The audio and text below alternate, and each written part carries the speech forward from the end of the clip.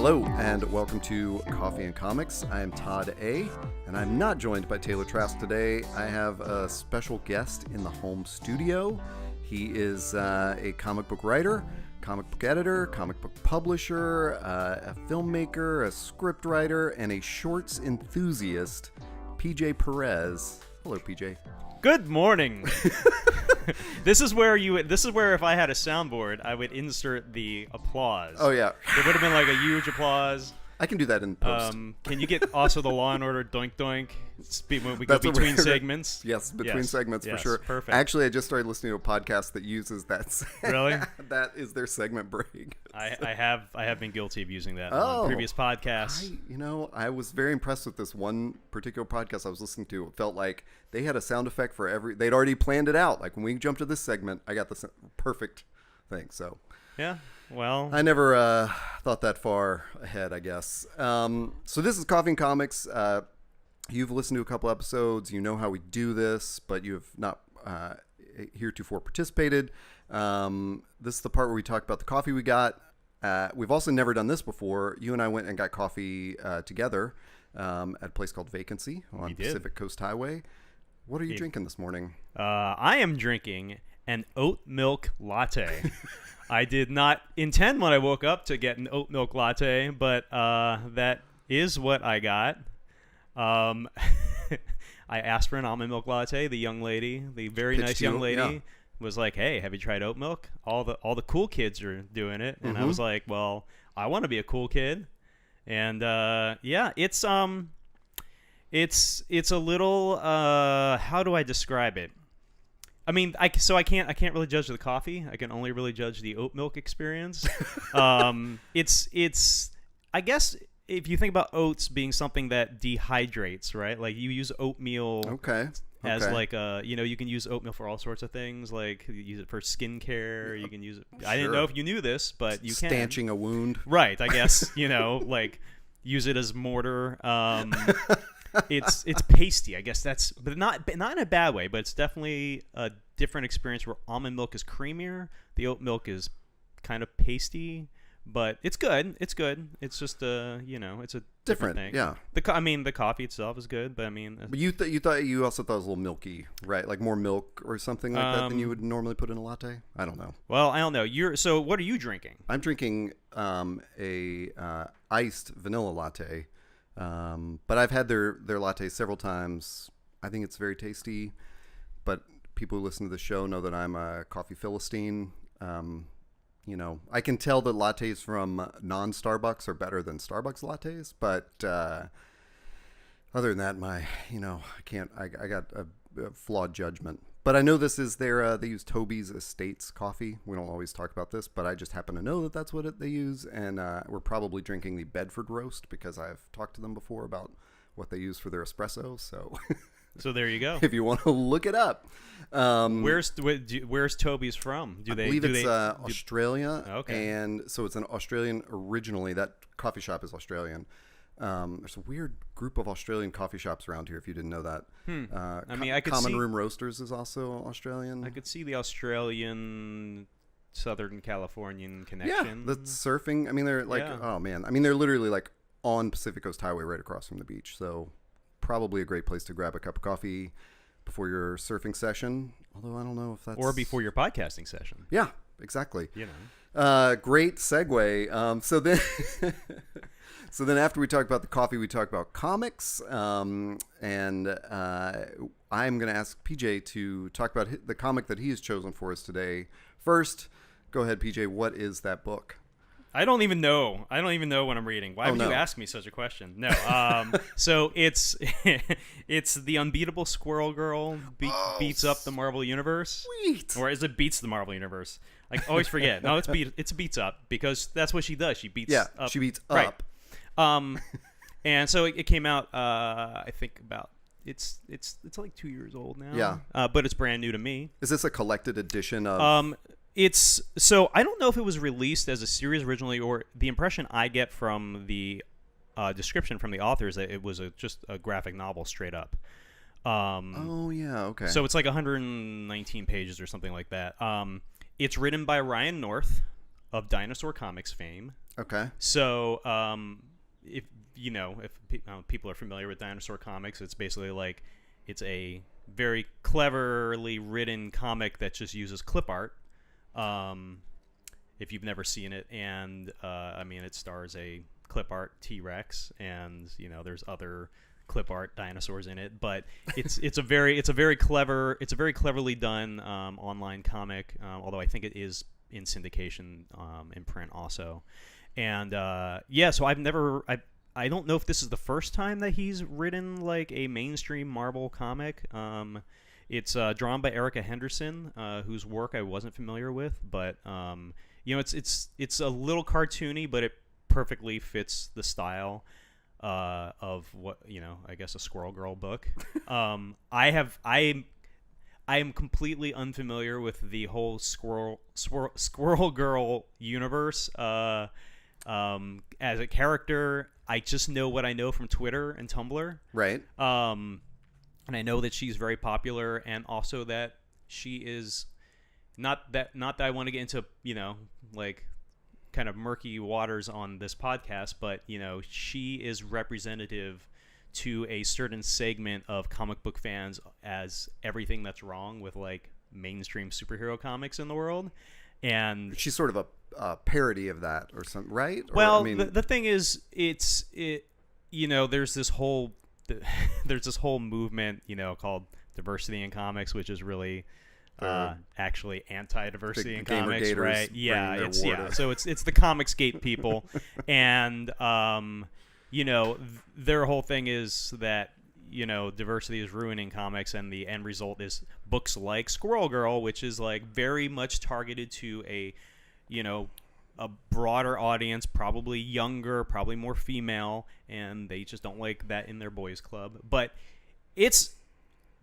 I don't know about her as a character overall. This book is entertaining as hell. Yeah. I don't know how it could not be, but the great thing is I didn't need to know anything about what's happening in the Marvel universe to get it. I don't, because I'm not current on like those books right now.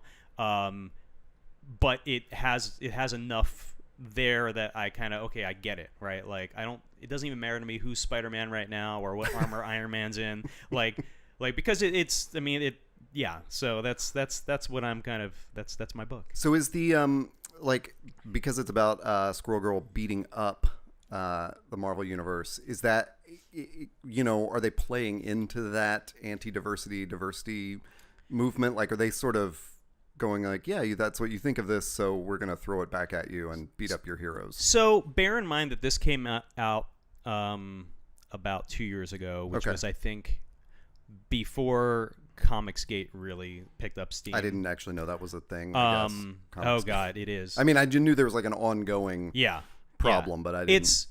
It's one of those things that just, like other things, kind of came up in the last couple of years. But the what Ryan North does is he actually has a running commentary at the bottom of every page. Okay, nice. So there is this internal monologue of his that goes along with the story and actually does add that sort of almost like a Twitter style commentary, which is like, and it's not distracting at all. Actually, it's because you can, if you're so I've been reading it digitally. So I got on Comixology, and you view that, you read comics with that guided view, so you're seeing panel by panel, whereas like in the full page there's just this commentary at the bottom. So I'm not seeing the commentary until after, like when you're supposed to see it, after the last panel on the page. Right. So it actually works out pretty well because it punctuates it even a little bit more. Yeah, that's great. It was one of the things that Taylor and I talk about, is that difference between digital and analog reading of a comic, and how much you're going to notice on the page. And so this is a cool example of like, you're actually not going to see that commentary till you get to the bottom. It reminds me of when web comics do the like alt tag. Mm-hmm. Yeah. So you kind of get to take in the web comic and then mouse over it to see what the hidden message is. That. Yeah, that's so I mean, given what you've just said, you don't know if Squirrel Girl is canon or if any of this is I don't actually know how she fits into it either. Well, I don't really know how like canon is defined anymore these days, to be perfectly honest. Good point. I mean, the events in the book, everything kind of undoes itself by the end, of course, so it doesn't, there's no great impact. But I mean, she literally throughout the book, like, takes down every single villain and superhero in the Marvel universe. And I don't know how much get into the plot of things, but I figure maybe we should talk about your book first. Oh. And then we can maybe go back, unless you want. We get as much or as little into the plot as you want. Right. That wouldn't spoil it. I guess. I've read only a couple of like single issues with Squirrel Girl in it. Like, I want to say that she's part of the Great Lakes Avengers. I don't know that that's an ongoing series, but yes, I picked up a few issues of that, and on the wackier end of superheroes thing. But I always got that feeling they weren't like officially in the universe or something. They were kind of invented to poke fun at their own universe. Yeah, and this really excels at doing that. I mean, even she. So okay, a good example is she takes down the Avengers, right? And she can take down the Avengers because, and I guess this is going to give the plot away. Why not? The plot. Yeah, that's fine. So it's not Squirrel Girl who's beating up the Marvel universe. It's her evil clone, basically. Okay. Tony Stark has acquired this device that he doesn't know what it does. And if anyone doesn't know, Squirrel Girl is a computer science student. Mm-hmm. So, and all of her friends are also computer science students, and they all have these also kind of dumb animal powers. So, like one talks that I didn't know. One talks to fish, one talks to chipmunks. Right? Like, I don't know. It's a whole thing. But I mean, it's cute. But because she is an Avenger, she knows all the Avengers' powers and weaknesses. Mm-hmm. So she takes them out in very obvious ways that, again, it's very meta, because when you think about your typical, I don't know if you ever have this experience. Like, I have this experience like watching like The Flash all the time, right? I'm like, this hero or villain should have been taken out much easier than they did. And I understand you have to drag things out for story purposes, but like, in theory, the Flash should be like almost unbeatable because he moves faster than sight. Yep. So there should never be a time that he gets knocked out or a time that like he reacts slowly to anything. But they always find ways to do it, right? But she basically takes out the Avengers by like exploiting all the obvious things. She powers down Iron Man's suit. She distracts the Hulk with a cute chipmunk, and which makes him turn back to Bruce Banner. Like, it's just all this kind of like, okay, and if you do this all at once, you can take everyone out, So, yeah, I forgot what what led to that. No, but that's one of those things too that I like about those sort of fourth wall breaking comics where they point out the glaring obvious weakness that we've all wondered about with for the the Avengers, for example. I don't know, if you want to take down the Avengers, all you need to do is take away their tax subsidies, because they are just a private military operation that Shield is letting get away with it. So anyway, that's my or sponsoring. Sponsoring. Depending on the canon. Yeah, they are a Quango. That's that's my rant. That's what started the show. Actually, was Taylor invited me to do it. Yes, my good friend invited me to do a podcast rant about the Avengers. You said this is 2 years old. It's collected in graphic novel. It's called Squirrel Girl Beats Up the World. The Marvel Universe. The Marvel Universe. Yes. Okay. Anything else that you want to mention on that before we move on to another book? I mean, I guess it feels very much like something that someone who doesn't care about like all of the other superhero stuff, but just wants something fun to read. Yeah, it's like, and maybe that, and I think being written by someone who comes from outside that world. I mean, he's a comics writer, but he does his own thing. And honestly, there's the one thing that he does really well is and if you've ever read dinosaur comics, you understand this because Ryan North is a really smart guy. I mean, it's kind of like what's the guy that does XKCD? Oh my gosh, I cannot remember that guy's name. I want to say Travis Bickle. Sure, yeah, Travis Bickle. No, yes, not him at all. That was, can we edit that? No. Yeah. We'll look it up. And anyway, have Ryan a voiceover. North really leans into the computer science stuff, and he actually includes because all these kids are really smart that are the core cast, her and her friends, and he really leans into that. And the other thing is Squirrel Girl is a female, it's a funny animal themed character, but she is a young woman who is smart, who is not a supermodel, and they make points of that. She talks about her thick thighs and but not in a negative way. Right. It's like there's a scene where I think she was talking about either her strength of jumping or kicking someone or whatever, and she's thick thighs to the rescue or whatever, and I think there's a lot of empowering things in here for the right audience, and then it's just fun for everyone else. Yeah. So yeah, that's a perfect Coffee and thumbs up. Comics pick because we, when I asked you to do the show, you said, I don't know what's going on in comics these days, and Taylor and I have only a vague, knowledge of that. So that's what we are always looking for is what can we find that's it kind of plus it's like a capsule adventure. It's all in this one book. Yeah. You don't need to feel but then you've got to get the next 6 volumes or something. Oh it's God, that's the worst thing. I have been trying to read all new X-Men, the one with the younger team who gets brought to the present from the past.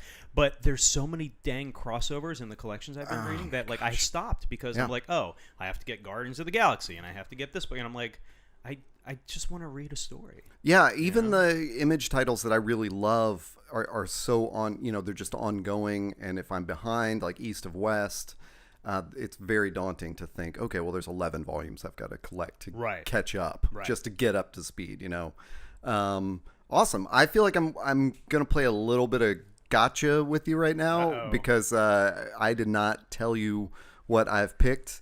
And you will immediately you're gonna have to talk more while I talk about this because so I decided to talk about San Hannibal this week, which is a book that you published and edited. Yes. And I so you can tell me I don't know how many years ago it was, but at some comic book convention, I bought a sampler of books from you. It was a bunch of single issues. Mm-hmm. I don't know if you were just selling hey, grab 5 single issues for $5 or whatever you were doing. Maybe you just gave them to me. I don't know. But there was a single issue of San Hannibal, and this has a striking color scheme. It is just neon CMYK kind of the first issue is all neon pink. And that may be the one that I got originally. Probably, and it was it's just arresting, and I really liked the kind of line art that's underneath that pink was very cool. It was not superhero-y. It wasn't big and blocky or something. There's some faces that kind of remind me almost of almost like The Simpsons or something, maybe not the actual main Simpsons characters, but when they will do a TV drama or impersonation, they're but yeah, that seems a way off reference. Sorry about that. But it's a detective story, and I don't know. I don't even know where to start with this. So this is the collected edition. Yes. Is this the only volume of it? That is it. So. Okay. It's called The City of Love and Fear. Yes. So so San Hannibal, The City of Love and Fear is the trade paperback collection of the 5-issue series that came out over 2014, 2015, I think, or 2013, 2014, whatever. It was. That's when the single issues came out. Yeah, that's when the series came out, and then I think the paperback was in mid 2014 or yeah, that sounds right because we were at Comic-Con in 2014 with the book. And I don't actually know when I bought this book.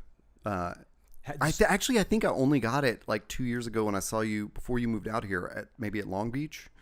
possible. Yeah. Because I remember talking about it on the show, as in, like, when Taylor and I would do our roundup, I said, I'm just going to list all the comics I got on my TBR pile, so you'll keep me accountable, and this was one of them. So it's been sort of like bubbling up, you know, and yeah, when you agreed to do this show this week, I thought this is a perfect thing. I can just quiz you about this. It's a detective story that appeals to a whole bunch of things that Taylor and I talk about, like in other episodes. Like, there's a secret society of very wealthy individuals. At the head of this is a politician. I initially thought that this politician's rise was. That's why I asked if this was a single volume, because I thought, there's more backstory here of what this guy's doing. But I was really relieved that, like, you know, he was just a character in that secret society. Now, that said, yeah. So the creator, Dan Scotti, who just started a new comic on Webtoon, on the Webtoon app. I forget what it's called. Sorry, Dan. He did have a sequel planned. Oh, okay. And I think he still does have a sequel plan, and I think that it's hinted at. I think there's a poster for it in the back of the paperback collection, and we never talked about it. He kind of he sent me the art, and I was like, sure, why not?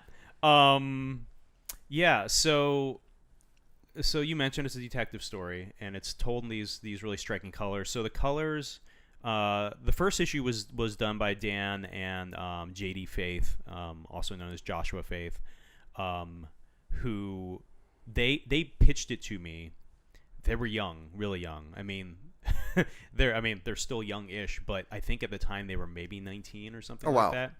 And they pitched it to me at, I don't remember what Comic-Con it was. I don't know if it was it was probably Emerald City, and this was way back in, like,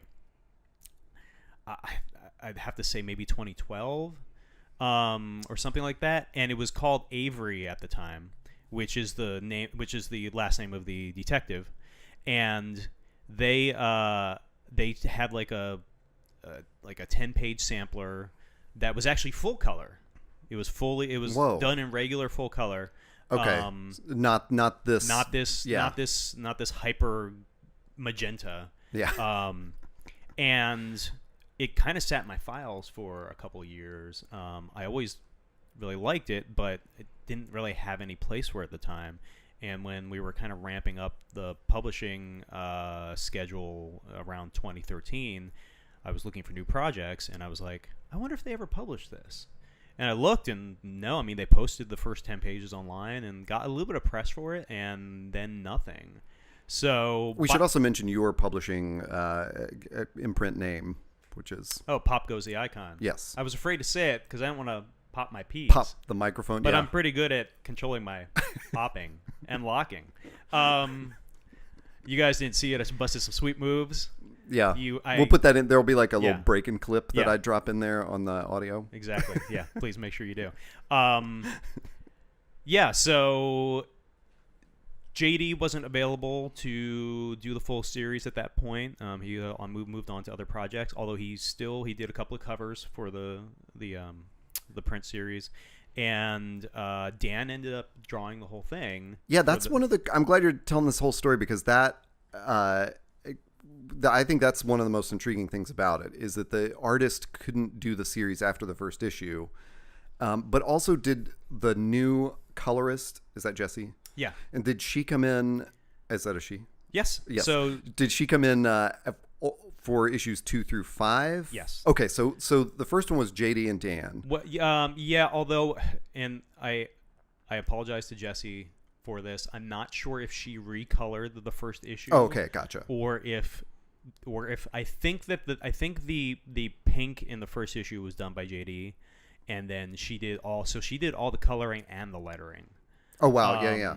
So, and also, to be perfectly honest, she was also the project manager, basically. Yeah, your intro note about the story, it's very brief, but it hits all those points, and it was a great setup to read the book, because often there's when you get one of these collected trades from the big two, there's some long-winded like introduction from some third party that really admires the artist, and I just want the how-to, like how'd you get this thing built, and you hit all those. So I think, I mean, that to me it's amazing, not only how much Dan's art like fits the flow of the story once you hit issue 2, but also that you say in the note, like you literally see him growing as an artist through every issue. There's nothing that feels offbeat. Like it never feels like a, beginner's work or something. Yeah. I mean, but you definitely see, I think, how he's getting into the story and the characters, and I do this every time when I read a book and I go, ooh, that's a good thing. I should talk about that. I should write that down to remind me what it is. But I know there were several, I never write these things down and then I forget what they are when I'm talking about them. There were several panels where I was just like really impressed, especially thinking like, this is the guy that took over the art and wrote the story, and the framing of the shot would just be so cool. And I was super impressed with it, and also the way Jesse uses those colors to kind of bring back details. Like there's a flashback to the, we'll call it like sort of the cyan issue later on, and so that panel is colored in that cyan just so to remind you like this is a flashback, and you don't have to do anything else besides that. You get it. Like it's like a user interface. Like these colors tell you what's going on. So the interesting thing is that I think that the all pink stuff in the first chapter was just a stylistic choice. Right. What Jesse did, which was really brilliant, was turning the colors into characters.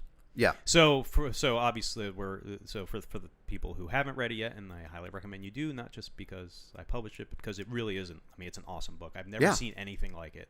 The first issue is primarily magenta. So there's 4 colors used in printing, right? There's magenta, yellow, cyan, and black, right? And the first issue is primarily magenta. The second one's primarily cyan. I think the third one's yellow. And then the fourth one's black, which is really mostly gray tones. And then the 5th issue brings them all together. But each issue, the colors start to bleed together, so that you get a little bit more of the spectrum. But the colors also mean something. So there is, like you said, there's this. It tells a story in itself. And there's a lot of talk in the comic creator community and publishing community about giving credit where credit's due, right? Because traditionally, you've primarily, when you talk about who creates a book, you talk about, as I did with Unbeatable Squirrel Girl, and I apologize to the colorist and letterer for not talk, but I literally just, I had the, and this is part of the problem. Comixology, the app, when I look at it, it says writer and artist, and cover artist, and it doesn't, I mean, you have to dig in to get more of the credits, but part of the reason why I put her front and center on there, it says by Dan Scotti and Jesse Snavlin. Yeah. Like, because she's equal part of the storytelling. The lettering is just as important, but I mean, that coloring, if you look at modern comic books and you look at the line art versus the color art is like paintings. They're digital paintings. The work that these colorists are doing is amazing. But this book, it's not painterly. And the line art style is almost cartoony, as you said. It's like got this weird sort of like Dark Simpsons feel, right? Yeah. But the coloring, the choices made, is what's so important about that, right? It's like if you go back and reread it, and I don't know if you've read it recently or if you were just speaking from your memory of last time you read it, but like, you can go back, and it's almost kind of like watching a movie like Memento, where you do need to go back to see those things you missed. You'll see that each read, you'll be like, oh, now that I've read the whole thing, I understand, like you said, where these little color pops actually tie back to, either a character or a previous issue or whatever it is, Yeah, I have only read it in full recently. And, along with everything you said, I think there's a theme of several books that Taylor and I talk about from time to time, like East of West, which I mentioned. There's a graphic design sense here, which is where that coloring and that line art goes together so well. It's a book that's been designed. Yeah. And I don't know. That's just a great thing to see.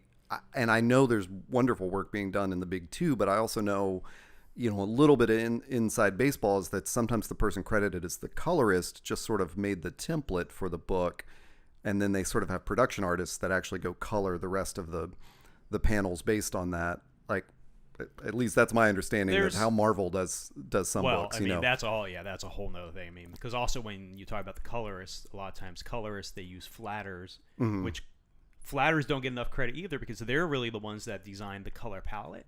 Oh wow, okay. And then the colorists will often not that this is minor, but they'll do the rendering, the toning, the shadows and the highlights and all the effects. But I mean, and I've worked with, usually for my own stuff, I'm doing the line art and the coloring and the rendering and the lettering and everything else. But when I have worked with flatters, and I mean, I feel bad almost taking credit for doing the coloring because all I'm really doing is adding shades and highlights. They're the ones that, I mean, obviously characters have established, their outfits have colors and their skin have established colors, but they establish the tone by setting the color palette and everything. Yeah, this appeals to my minimalism instincts and all that. Like, it just, I don't know, it feels like when I'm reading it and seeing that it is just these big main elements of, like, writing, line art, and colors. It's like watching like a 3-piece band or something and going like, that's all you need, like that works. But I did want to talk a little bit about the story because it also almost, to me, like I mentioned, there's a secret society. There's definitely an abuse of people. There's a human trafficking element. And there's this detective that gets caught up in all of this. And Dan talks about it a little bit in the sort of bonus features you've got at the end on how he plotted it and realized that like a sort of a usual outline wouldn't help to, he couldn't see the flow of the book in a usual outline. So he ended up, taking a couple of like idiosyncratic steps to sort of plot out how this last issue is going to work. It doesn't feel like there's a real problem in detective books where everything gets wrapped up too neatly at the end, especially in comic books, because it's a trade-off. You spend all this time sort of developing the characters and the plot and really hooking people. You've got to do it in a different way than a novel. You've got to do it with pictures and an economy of shots and things like that. Then how do you wrap it all up, in 40 pages or something, like, or less, like, with a 24-page book or something. And I thought this one did, like, it was a detective who, of course he is put on the case of a missing person early on. And there's some sort of other powers that are working against this kind of, evil rich people group. And so those powers are giving him clues along the way, like those other sort of antagonists. So he finds himself, wrapped up in this whole scheme. And it's much more complicated than he thought. Those were all like, it was like a very almost True Detective kind of thing to me, to find those like kind of occult elements. And there's like a wild trippy scene where he's been drugged and all the colors come in, and this character that's only been hinted at appears. And I think the hint was really just the cover of that issue. I can't remember the artist who did that. There's that other artist who did like issue 3 or 3 or 4. Oh, it was Ibrahim Mustafa. Yes. And his cover, like, you see this and there's this character in this rabbit mask and it's very striking, and then this trippy scene happens later. And anyway, I just really enjoyed it, and especially having that experience of like getting the first issue from you a couple of years ago and not really knowing where it was, just knowing like this is striking, but I just, honestly, like from that one issue, I just couldn't really get into it. Right. But the collected work makes me appreciate it so much more. And I'm like you, I would recommend this to anyone who likes detective novels, sort of secret societies, and yeah, it was just thoroughly enjoyable to me. And I like that it's wrapped up. I almost, if he does a second volume, that'd be great. But if not, like, this works. Like, there's no loose ends hanging for me. Right. There was just enough character background for all the characters that I felt like good. Were it does tie up nicely, and not. I feel like it does it without being kind of trite or yeah, I kind of feel like you don't see everything coming, because that does happen a lot with, I think, detective stories and mysteries, is that you just, but this one's so crazy. And you talk about that drug scene where Avery's been, captured. He's in like the stronghold of the cult, and they drug him. And I'll tell you, when I got those pages from Jesse, like with the coloring, and it's. I mean, you guys. This is not a visual medium. We're here, no. But like, it's insane. I mean, the way that it's almost like some of the panels are like a Jackson Pollock. Like, yeah, it's wild. It's the first time you see all the colors kind of crash, and and she's still not using the colors to. She's not using the basic CMYK to be all the other colors. No. They're still sort of in isolation, even if they're in splashes together on a page. You're seeing a streak of bright yellow and bright cyan and bright magenta, and it's completely psychedelic, and then it's built out of this world that almost seemed cold. Because when you get to the cyan issue, it just feels very cold. Like, it's just everything's blue and black. The yellow issue is very, very bright, and then you get to this one trippy scene, and it's really, I mean, this is like a fantastic work. So that is my complete review of San Hannibal. Where can people purchase that? San Hannibal is available at your finer online booksellers or popgoestheicon.com. Nice. Is it like on Amazon? Yep. Okay. Amazon, Barnes & Noble. Is it on Comixology as well? Comixology. You can get it anywhere. Or if you just see me on the street. Yeah, if you see PJ, just throw me $15. Are you were attending San Diego Comic-Con this year, but not? I am not exhibiting. No. What about Long Beach? Haven't made a decision yet, or no? I have made a decision. Am I allowed to talk about it? Yeah, sure. I mean, am I allowed to say critical things about Long Beach Comic Con? Yeah. I mean, no, we don't have any sponsors on this yet. No. This is the thing. Like, I love that Long Beach is like a local show, and it's convenient. And I've exhibited there 3 or 4 times. The last couple times, to be honest, were awful. It's not the show's fault. I just feel like people going to that show are going to get celebrity autographs. And I know this is a common thing at a lot of comic conventions around the country, but the difference is that, like, I feel like there's no emphasis put on the creators.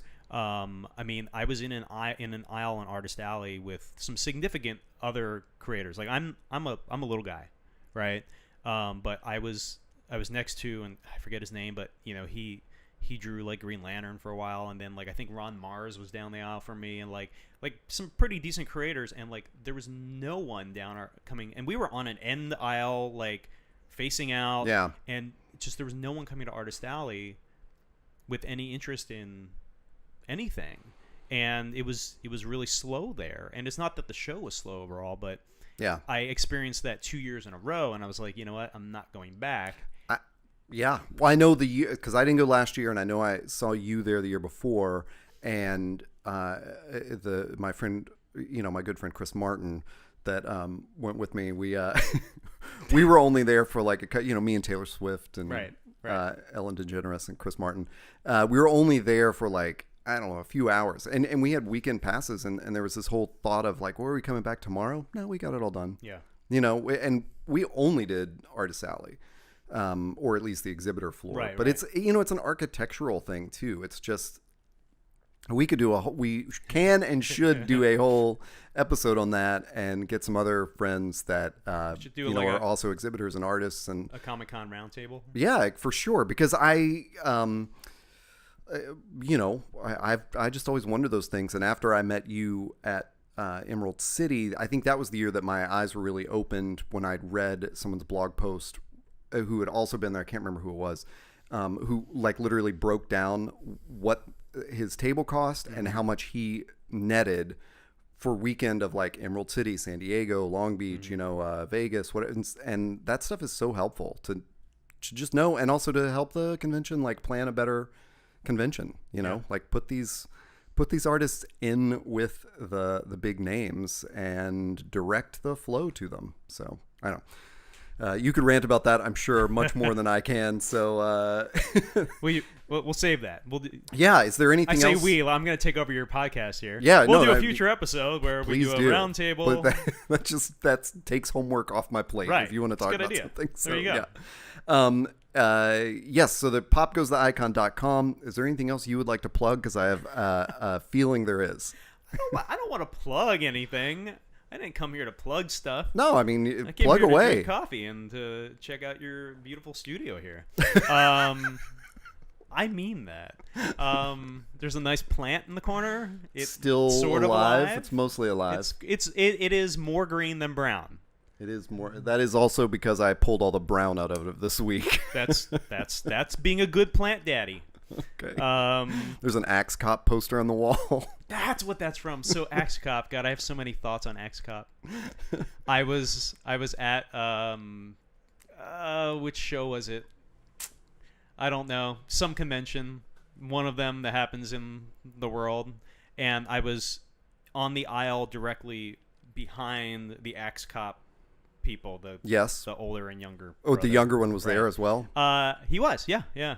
And I was just like, God, I wish I would have thought of that first. I mean, not that I don't have like a younger brother, but I don't know if you know. I mean, maybe you've seen this. Like, I post the comics I made when I was a kid. Yeah. On Tumblr.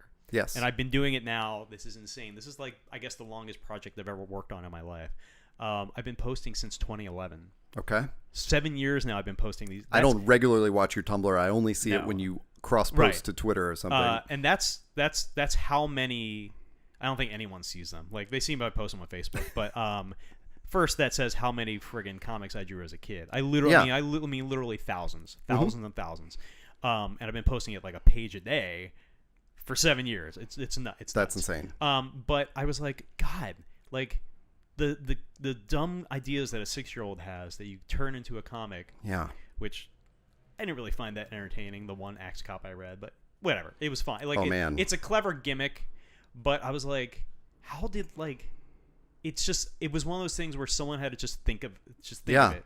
You know, it's like the person who came up with the the stuff my dad says Twitter. You're right. That turned into a TV show somehow with William Shatner, right? Oh my God, you're like, right. That was a thing that happened, but it was just someone had the idea to like, I'm gonna put my dad's dumb things that he says on Twitter, and I guess that just shows how good ideas are sometimes better than just good execution, you know? Yeah, I would defend the execution of Axe Cop forever. Or you're seeing, like in isolation, you can have your adult idea and execute it perfectly, and it's like, oh, if I just had that hook of like the dumb idea, would have that was not a crack at their right. Quality's unreal. Yeah. Okay, so you've deflected again, but what you have a book coming out that people should pre-order. I was not deflecting. The new collection of my webcomic, The Utopian, is coming out in print on July 17th. It is Volume 2, Foundation. The first volume came out in 2010, so that's another long-term project.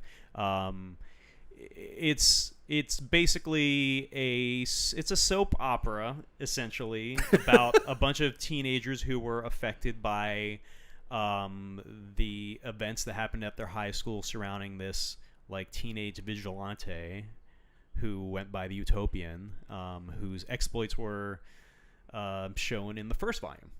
So so you're only describing Foundation as the soap opera of the events afterwards. Yeah, the original Utopian series was really more of almost like a kind of teen fantasy adventure, right? And it very much was specifically from just the point of view of the lead character, James, who was, this frustrated high school senior who thought that the world needed a change, and he was the one who was going to change it, and, because he saw, just injustice everywhere. And then as the story progresses, things get really weird, and he actually literally sees evil everywhere, and it veers off. So one of the things about that story is it's not clear what was in James's head and what actually happened. The only thing that is clear is that James is dead. And I know that seems like it's giving away the plot of the first volume, but it came out 8 years ago. I mean, it'll be like going, "Hey guys, Darth Vader is Luke's dad." Spoilers for but B, episode 2. Because what happened in the book originally is questionable, it leaves the universe open. So it literally like just keeps cutting between all of these different characters and following their lives in the aftermath, and which really has their lives. I mean, what happens has nothing to do with what he did.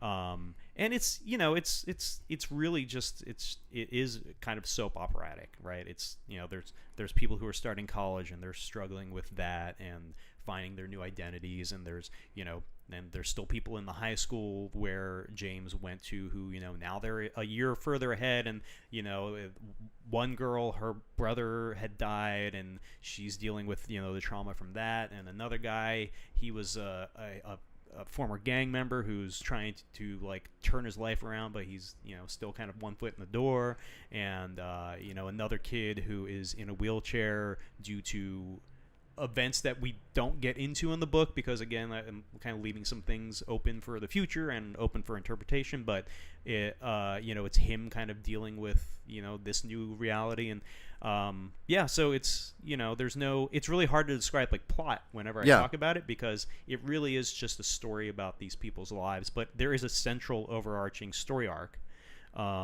that ties them all together and brings them all together at the end. Is there do you see an end in sight for the story, or is it something you could just keep going with? Well, until they retire? The foundation arc is complete, right? Gotcha. Like that. There's an arc for the collected yes, editions. Yeah, and that's the way I think. Like I have to have, like when I did the original Utopian, even though it ran for 18 months and like it was 109 pages. I knew that there was an end, right? And I didn't know how I was going to get there necessarily, but I knew there was an end. And if I don't have an end to projects, how people do ongoing series, I have no idea. Like if someone was like, "Hey, do you want to write Spider-Man?" I'd be like, "No." Yeah. I mean, yes, I would like your money. Yeah, Marvel, Disney, I got 6 issues or whatever. But yeah, I mean, I guess I wouldn't know what to do with it. But I actually do have I do have a Google Doc that is titled Utopian Volume 3. Oh, wow. So there is a very specific set of stories that spill out of that, actually, don't really have anything to do with what happened to Volume 2, but that continue down this path, and I have to get there. It might be another 6 or 7 years, but... No, that's cool to think about. Yeah. Is there anything else you want to plug that's upcoming appearances or... all right, well, give us the... This is your appearance. Yeah, just check this off. Yeah, guys, make sure you listen to this episode of Coffee and Comics. And it is Coffee and Comics, not Comics and Coffee, right? It is Coffee and Comics. Okay. Now that you have me second guessing that. What's your Twitter handle and Instagram if you want people to... I'm PJ Perez. And do you have a public Instagram? I do. It's just search for PJ Perez. Okay. That works. It's at Sequential Madness. Yes. Because I also do a webcomic called Sequential Madness. And PJ Perez wasn't available on Instagram when I signed up because I signed up late. That's so frustrating. Yeah. As always, you can find this and all our other episodes at findusthere.org or the brand new coffeeandcomics.club. That's right. .club is now a top-level domain. And we are a club. Yeah, it is. At this point, I feel like it's a club. Like we've had on Mike Marlowe, and we've got PJ Perez, and I've got another special guest for next week. So please tune in every Wednesday, which is New Comic Book Day. If you go to coffeeandcomics.club, you'll find all the ways to subscribe to this podcast. Thank you, PJ, so much for being here. And I hope to talk to you again on the podcast soon. Thanks for having me. In real life, even sooner. Yes. All right. Thanks.